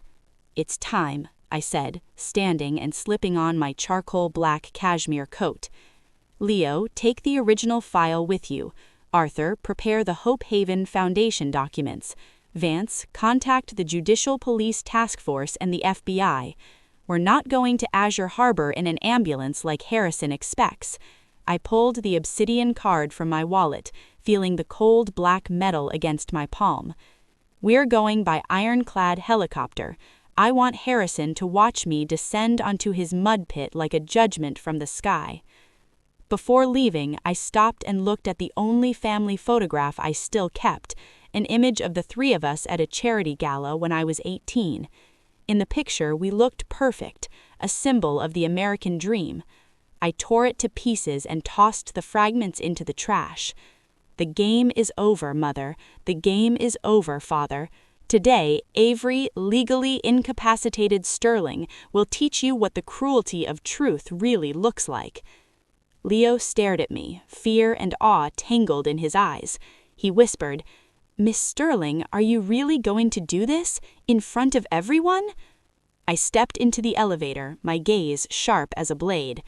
"No, Leo, I'm not just going to do it. I'm going to turn it into a history lesson for anyone who thinks the Sterling name gives them the right to trample justice." The roar of helicopter blades thundered across the roof of the Pierre Hotel. The hunt had officially begun. The night before the execution felt longer than my entire 33 years of life. I stood on the balcony of the presidential suite at the Pierre, 60 stories above the frantic pulse of Manhattan. The city was a grid of electric veins, gold and white, humming with an indifference that I finally found comforting. Below me, the world was moving. Somewhere in Greenwich, my father was likely practicing his visionary speech, adjusting his silk tie in a mirror, and believing he had successfully buried his only daughter alive. Somewhere in a Fifth Avenue penthouse, my mother was probably sipping a martini, laughing about the tragic necessity of my institutionalization. They thought they had won. They thought the Sterling name was a shield that could deflect the laws of physics. They didn't realize that a shield is just a piece of metal, and I was the lightning. "Avery?" I didn't turn around. I knew it was Vance Thorne. I could smell the expensive tobacco and the scent of a man who spent his life winning. "The helicopter is fueled and cleared for a 1:45 p.m. departure from the East 34th Street heliport," Thorne said, his voice a low, gravelly rumble. "The flight path is locked. You'll be over Azure Harbor exactly 3 minutes before your father takes the podium." "And the FBI?" I asked, my eyes fixed on the dark patch of Central Park. "They've seen enough," Thorne replied, stepping up to the railing. "Arthur's ledgers and the heiress recording were the tipping point. Agent Miller has the warrants ready. They aren't just going to the site for a chat, they're going for a harvest. But they've agreed to let the ironclad intervention play out first. They want the public to see the fraud before the handcuffs go on." I looked at the obsidian-grade titanium card sitting on the marble bistro table next to me. In the moonlight, it didn't look like a credit card. It looked like a fragment of a collapsed star. It was cold, heavy, and absolute. My grandfather used to tell me that wealth is like oxygen. When you have it, you don't think about it. When you don't, it's the only thing that matters. But this isn't just wealth, Vance. This is sovereignty. Silas knew that, Thorne said. He knew that in a world of sharks, you don't survive by being a better fish. You survive by owning the ocean. For 30 years, Silas built this fortress for you. He watched his own son turn into a parasite, and he decided that the Sterling name deserved better than Harrison. I turned to face him. Vance, do you think I'm being cruel? Thorne didn't blink. I think you're being precise. Cruelty is what they did to you on that porch. Cruelty is stealing from orphans and veterans to pay for a lifestyle you didn't earn. What you're doing tomorrow isn't revenge, Avery. It's an audit, and Harrison Sterling is fundamentally insolvent. I walked back into the suite. The mahogany desk was covered in the maps of the Azure Harbor site. I saw the blueprints, the beautiful glass towers that were destined to be hollow shells of mercury-poisoned vanity. Harrison had built his entire identity on the idea of legacy. He wanted his name on the skyline. He wanted to be the man who conquered the New York real estate market. But he had forgotten the most basic rule of engineering. A building is only as strong as the ground it stands on. And I owned the ground. I picked up my phone and sent a final message to Maya. The fog is clearing, Maya. Tomorrow, you get to be the director of justice you were always meant to be. Watch the news at 2 p.m. I'm bringing the wolves home. A minute later, she replied, Go get them, Avery. Burn it all down. I spent the rest of the night in Silas's journals. I read his thoughts on integrity, on the burden of the Sterling name, and on the specific loneliness of being the only person in a room who won't lie.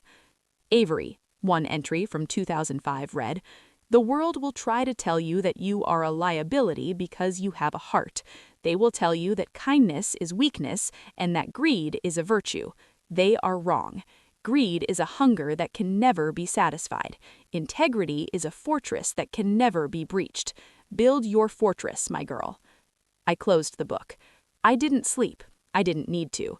The adrenaline was a clean, cold fuel that hummed through my veins. At 6 a.m., the styling team I'd hired through Ironclad arrived. I didn't want to look like a socialite. I didn't want to look like a victim. I wanted to look like the CEO of a hostile takeover. I chose a tailored charcoal gray wool suit with sharp, structured shoulders, a white silk blouse with a high collar, minimal jewelry, just my grandfather's silver watch, no makeup except for a bold, blood-red lipstick that made my eyes look like flint. When I looked in the mirror, I didn't recognize the woman who had been crying on the shoulder of the Merritt Parkway 48 hours ago. That woman was gone, liquidated along with my parents' pride. The new Avery Sterling was a calculation, a reckoning. Thorne walked in, looking at his watch. It's time. The SUV is downstairs. The world is waiting for a Sterling to speak. Then let's not keep them waiting, I said, picking up the obsidian card and the letter folder containing the true deed to Azure Harbor. As we walked toward the elevator, I felt a strange sense of peace. The storm wasn't coming. I was the storm. Harrison and Eleanor thought they had erased me. They thought they had left me with nothing but a suitcase. They were about to find out that a Sterling always pays their debts, and I was about to pay mine in full. The waterfront at Stamford was a sea of false prestige. Rows of white folding chairs were occupied by the elite of Connecticut and New York, politicians in charcoal suits, socialites in designer hats, and a phalanx of news cameras, their lenses pointed like cannons toward the stage. Behind the podium, the Azure Harbor logo, a sleek blue wave, loomed over the muddy construction site. To anyone else, it looked like progress. To me, peering down from the ironclad helicopter as it banked over the Long Island Sound, it looked like a shallow grave. Look at them, Vance Thorne said, his voice barely audible over the roar of the rotors. He pointed to the stage. Harrison Sterling was standing at the microphone, looking every bit the Titan. Beside him, Eleanor was a vision of maternal grace, her face composed into a mask of brave sorrow. They were playing their roles to perfection. Harrison was currently mid-sentence, talking about the endurance of the American dream and the sanctity of the Sterling legacy. "Pilot," I said into my headset, my voice as cold as the wind whipping outside the cockpit. "Descend, now," right in the middle of his speech. Below us, the crowd began to look up. The rhythmic thud-thud-thud of the heavy black helicopter, an ironclad tactical transport, drowned out Harrison's amplified voice. The wind from the rotors whipped the tablecloths and sent programs flying into the mud. Harrison stopped speaking. He shielded his eyes from the dust, squinting up at the black predator descending from the sky. I could see his jaw tighten even from 200 feet up. He knew. The helicopter touched down on the cleared gravel pad 50 yards from the stage. The doors slid open with a hydraulic hiss. I stepped first. I didn't run. I didn't hide. I walked with the slow, terrifying confidence of a woman who had already won. The charcoal gray wool of my suit caught the afternoon sun, making me look like a statue carved from shadow. Behind me, Vance Thorne and 6 security guards in black suits formed a wall of legal and physical muscle. The cameras swiveled. The flashes began to pop like 1,000 tiny explosions. "Avery!" My mother's voice came through the speakers, a high-pitched trill of rehearsed concern. "Oh, thank God! Security! Someone help her! She's having another episode!" Harrison gripped the sides of the podium, his knuckles turning white. "Emery! Avery, darling, you shouldn't be here. You're supposed to be at the clinic.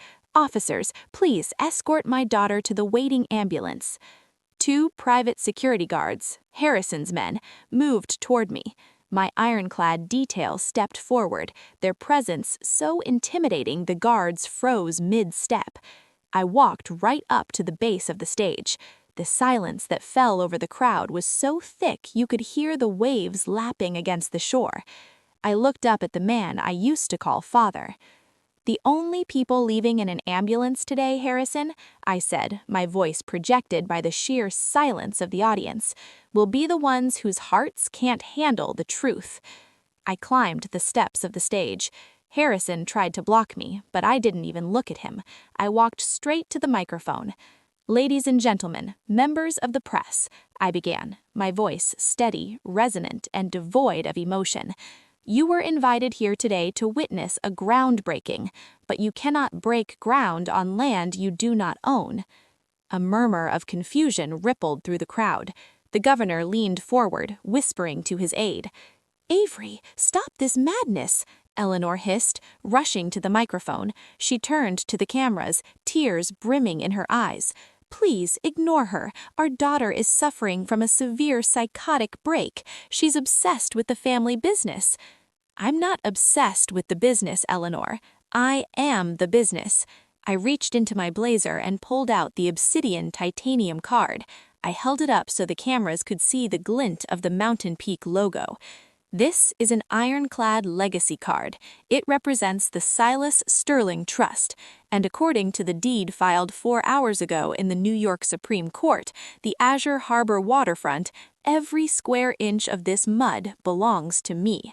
Not to Sterling Global, not to Harrison Sterling, to me."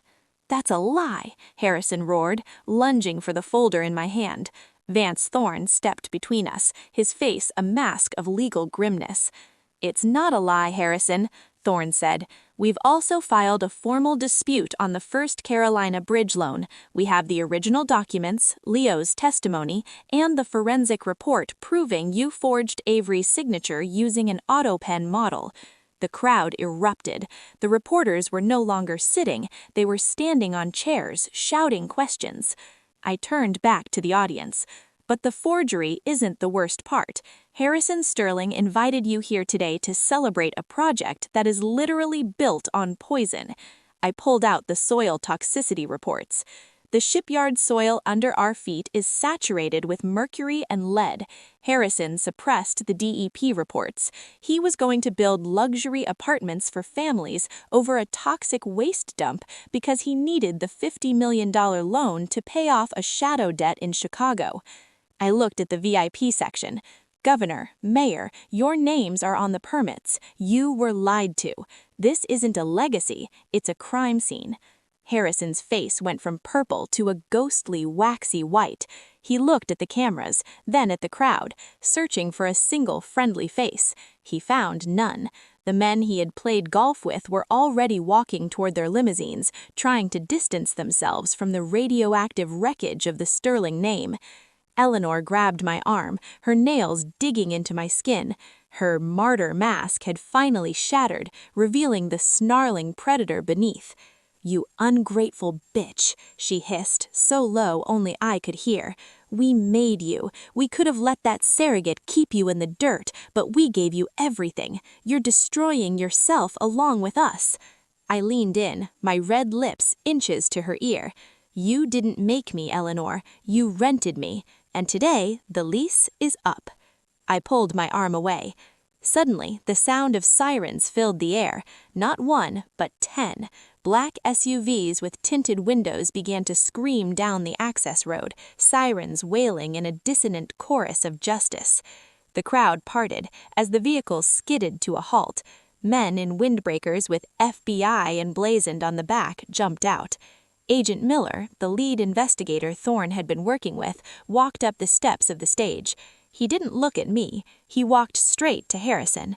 "Harrison Sterling, you are under arrest for wire fraud, money laundering, and conspiracy to commit environmental endangerment." He turned to my mother. "Eleanor Sterling, you are being detained as a co-conspirator and for obstruction of justice regarding the illegal conservatorship filing."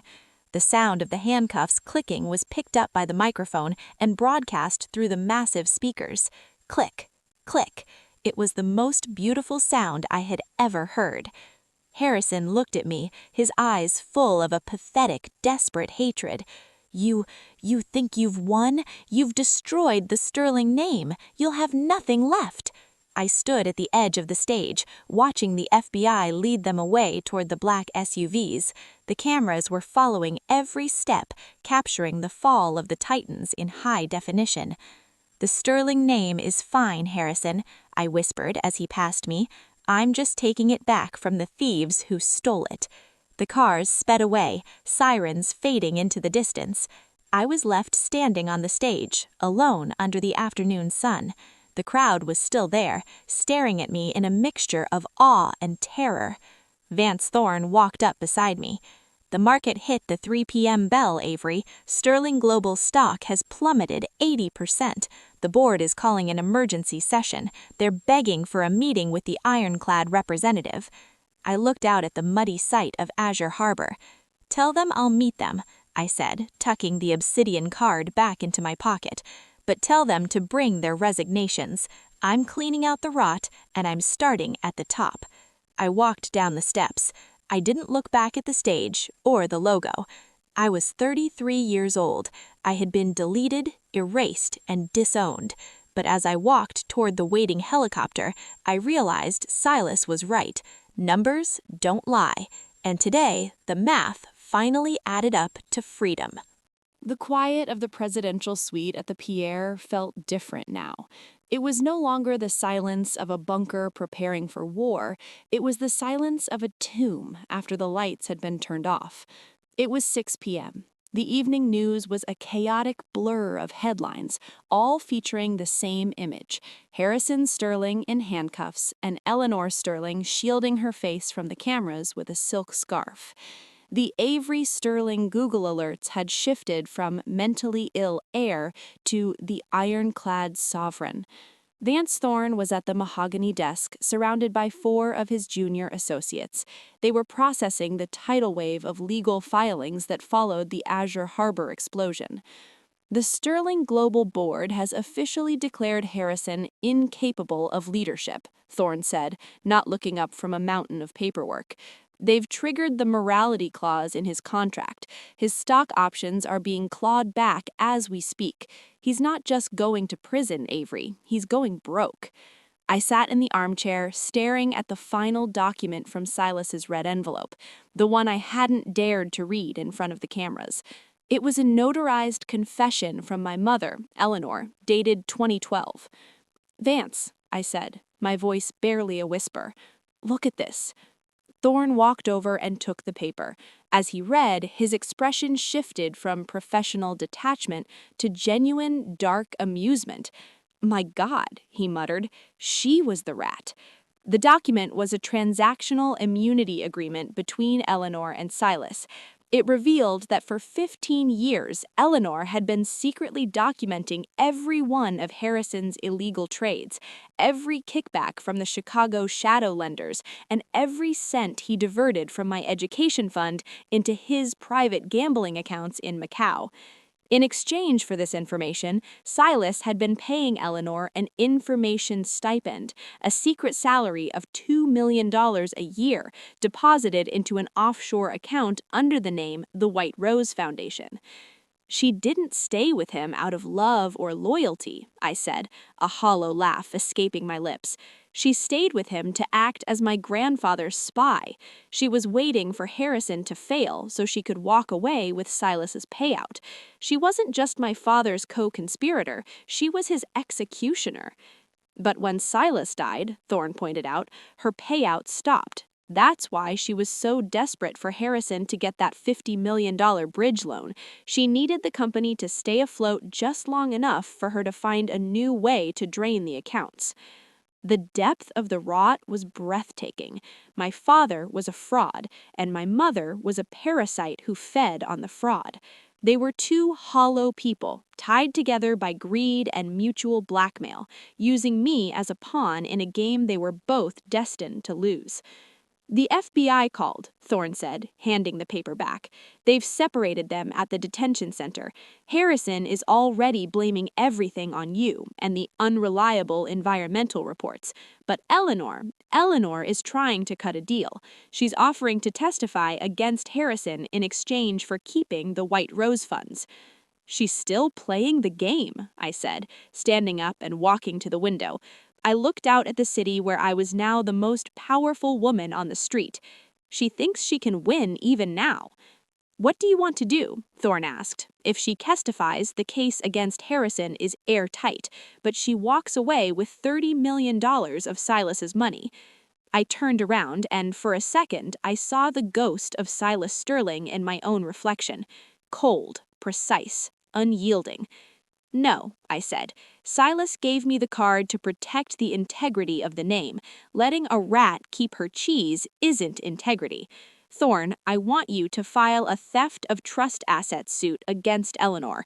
We're going to prove that the White Rose funds were obtained through the coercion of a dying man, Silas, and the betrayal of her marital fiduciary duty. I want every cent of that $30 million clawed back and donated to the Hope Haven Veterans Fund." "You're going to leave her with nothing," Thorne said, a grin of pure professional satisfaction. "I'm leaving her with exactly what she gave me on that porch. The truth." The phone rang. It was the chairman of the board of directors of Sterling Global. He sounded like a man who was drowning and just seen a lifeboat made of solid gold. "Ms. Sterling," the chairman stammered, the board, we are in total shock. We had no idea about Harrison's activities. We want to offer you the interim chairmanship. We want to discuss a merger with the ironclad assets to stabilize the stock. We'll do whatever it takes." I looked at Thorne, who gave me a sharp nod. "I'm not interested in being the interim anything," I told the chairman. "I'm sending Vance Thorne to the board meeting tomorrow morning. He will be carrying my terms for a full liquidation of the current board and a total restructuring of the company under a new name, the Silas Legacy Group." "But the shareholders," I interrupted. "The shareholders will be thrilled to be owned by a company with $1.5 billion in liquid reserves. You have until 9 a.m. to accept my terms, or I start calling the secondary lenders and triggering the default clauses on your remaining debts. You know I have the power to do it." The line went silent for a moment. We accept the terms of the meeting, Miss Sterling." I hung up. I felt a strange sense of exhaustion, but it was a clean, light feeling. The weight of the Sterling name, the lies, the expectations, the constant need for approval, it was all gone. 3 months later, the Manhattan Federal Court was a fortress of cold limestone and unyielding justice. Outside, the sidewalk was a riot of news vans and protesters holding signs that read, "No more toxic legacies" and "Jail the Sterlings." Inside, the air was chilled and smelled of floor wax and old, heavy laws. I walked down the center aisle of courtroom 4B. I wasn't wearing navy today. I was wearing obsidian silk, a suit so black and so perfectly tailored it looked like a shadow. Beside me, Vance Thorne walked with the rhythmic, heavy tread of a victor. Behind us, Arthur Pennehagen and Maya Vance, newly minted as a director of financial justice, carried the final boxes of evidence. I took my seat in the front row. Across the aisle at the defense table sat the ghosts of my past. Harrison Sterling looked like a man who had been hollowed out from the inside. His $5,000 suit hung loosely on his frame, and his skin had the gray, waxy pallor of a basement. He didn't look like a titan, he looked like a tired, middle-aged fraud. Eleanor sat as far away from him as the table allowed. She was wearing a simple, high-collared black dress, her face a mask of frozen dignity. She still clutched a handkerchief, but there were no more tears. She was no longer playing the grieving mother, she was playing the innocent victim of a domineering husband. "All rise," the bailiff intoned. Judge Margaret Brennan, a woman with silver hair and eyes like flint, took the bench. She looked at the defendants with a gaze that had seen every lie in the book. "We are here for the sentencing in the matter of the United States versus Harrison and Eleanor Sterling," the judge began. "Mr. Sterling, you have been convicted on 22 counts of wire fraud, securities fraud, and environmental endangerment. Mrs. Sterling, you have been convicted of conspiracy and obstruction of justice." The prosecution called their final witness to the stand for a victim impact statement. The court calls Avery Sterling. The room went silent. I felt every camera in the gallery pivot toward me. I stood up, smoothed my jacket, and walked to the stand. I didn't look at the crowd. I didn't look at the judge. I looked straight at Harrison and Eleanor. I didn't need notes. I had been rehearsing this truth for 33 years. For most of my life, I believed that the Sterling name was a debt I owed. I believed that my existence was a liability that needed to be managed, and that my integrity was a luxury I couldn't afford. My parents didn't raise a daughter, they groomed a scapegoat. I leaned in, my hands resting calmly on the wooden rail of the witness stand. They built a $300 million empire on a foundation of poison. They stole from veterans. They forged my signature. And when I refused to be their accomplice, they tried to use the law to erase my mind and my soul. They didn't do it because they were desperate. They did it because they were arrogant. They believed that people like them were above the math. I looked at my mother. But the most profound fraud wasn't financial, it was the White Rose Foundation. The gallery erupted in whispers. Eleanor's eyes widened, her knuckles turning white as she gripped her chair. The evidence today proves that Eleanor Sterling was not a victim of her husband. She was his paid informant. She spent 15 years selling his crimes to my grandfather for a secret salary of $2 million a year. She sat at dinner every night, smiling at a man she was actively destroying, just to ensure that when the crash came, she would be the only one with a parachute. Harrison spun his head toward Eleanor. The look of pure, unadulterated shock on his face was the most satisfying moment of my life. "Eleanor?" Harrison rasped, his voice picking up on the courtroom microphones. "You were Silas's rat?" Eleanor didn't look at him. She looked at me with a hatred so deep it was almost beautiful. "I was surviving you, Harrison. I was getting what I was owed." "Order!" Judge Brennan barked, banging her gavel. I turned back to the judge. "Your Honor, as the sole beneficiary of the Silas Sterling Trust, I have filed a civil clawback for every cent of the $30 million my mother laundered through the White Rose offshore accounts. That money has already been seized and redirected to the Stamford Environmental Remediation Fund. My parents are currently standing before you with zero assets. They have no legacy, they have no followers, and as of today, they have no daughter. I stepped down from the stand. The sentencing was swift. Harrison Sterling, Judge Brennan intoned, for your crimes against the public trust and your own flesh and blood, I sentence you to 25 years in federal prison, no possibility of parole. Harrison collapsed back into his chair. He looked like he had died where he sat. Eleanor Sterling, the judge continued, for your role in the conspiracy and your egregious attempt to manipulate the legal system through a fraudulent conservatorship, I sentence you to 12 years in federal prison. Eleanor let out a sharp, strangled cry. The bailiffs moved in immediately. As they were being let out through the side door, Eleanor stopped. She looked at me, her face contorting into a snarl of pure venom. You think you're better than us, Avery? She screamed, the bailiffs pulling at her arms. You're just like Silas, cold, heartless. You'll die alone in that big house, just like he did. I stood my ground, my hands folded in front of me. I'm not like Silas, Mother, I said, my voice a calm whisper that cut through her screaming. Silas gave me a sword. I'm just the one who knew how to use it. The heavy steel door slammed shut. They were gone. Vance Thorne let out a long, satisfied breath. The audit is complete, Avery. The Sterling name has been officially removed from the Stamford project. The new permits under the Silas Legacy Group were approved an hour ago. I walked out of the courtroom. The media was waiting, a wall of flashing lights and shouting voices. Avery, are you going to run the company? Avery, how does it feel to put your parents in jail? Ms. Sterling, a word for the victims? I stopped at the top of the courthouse steps. I looked at the crowd.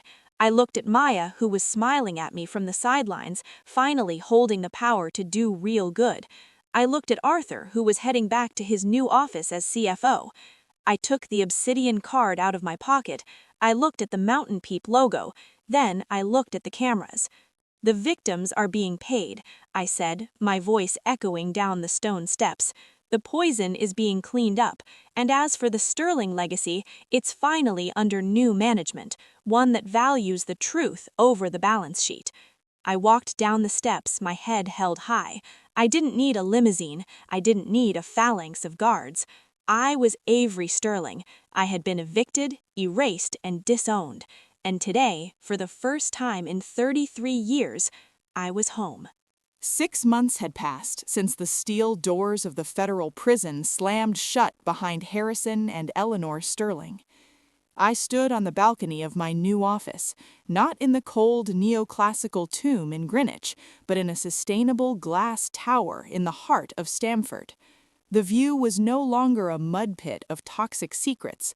Below me, the ground was being healed. Massive remediation teams were extracting the mercury-laden soil, replacing it with clean earth and a foundation built on honest contracts. The sign on the construction gate no longer read Azure Harbor. It now read the Silas Sterling Veterans Park and Commons. The first 20 units of the Hope Haven reclamation are ready for move-in next week, Arthur Penhaligon said, stepping onto the balcony. He looked 10 years younger. He was no longer the tired man in Astoria. He was the CFO of the Silas Legacy Group, and his pension was now the most secure in the state. And the board? I asked, looking at the skyline. The board is no longer a country club for my father's friends, I said, answering my own question. It's a group of people who know that if they lie on a spreadsheet, they'll answer to me personally. Maya Vance walked in, carrying a legal brief. She was the director of the Financial Justice Task Force, and her department was currently being funded by a multi-million-dollar endowment from the Sterling Trust. Harrison sent a letter from prison, Maya said, holding up a plain white envelope. He wants to discuss a reconciliation. He's asking for an appeal, and he wants you to fund his legal defense. He claims he's reformed. I didn't take the envelope. I didn't even look at it. Shred it, I said. Avery, Maya hesitated. He's still your... No, I interrupted, my voice soft but absolute. A man who shared my DNA. But a father doesn't forge his daughter's name on a felony. A mother doesn't try to lock her child in a psychiatric ward to steal her inheritance. They didn't want a daughter, they wanted an asset, and as I told them in court, that asset has been liquidated. I walked to my desk and picked up the 2 cards lying there. On the left was the obsidian titanium card, the symbol of $1.5 billion, of global power, of the sword Silas had left me. On the right was the old, scuffed silver card, the one that Silas had pressed into my hand when he was dying, the one that had been with me on that rainy porch when I had nothing. I picked up the silver card. It was tarnished, cheap, and practically worthless in the eyes of the world, but to me, it was the only thing that was real. My parents thought that money was the goal, I said to Maya and Arthur. They thought it was a shield they could use to hide from their own shadows, but Grandpa Silas knew the truth. Money is just a multiplier. If you are a good person, it allows you to do great things. If you are hollow, it just makes the emptiness louder. I tucked the silver card into my wallet. It would stay there forever, a reminder of the girl who was evicted, erased, and disowned, the girl who discovered that her self-worth didn't depend on the approval of people who didn't have souls. I turned to the camera crews waiting in the lobby. Today was the official launch of the Silas Legacy Foundation. I walked toward the doors, my head held high, my obsidian suit shimmering in the light. I wasn't Avery Sterling, the bad investment. I was Avery Sterling, the sovereign. Message from Revenge Stories 101.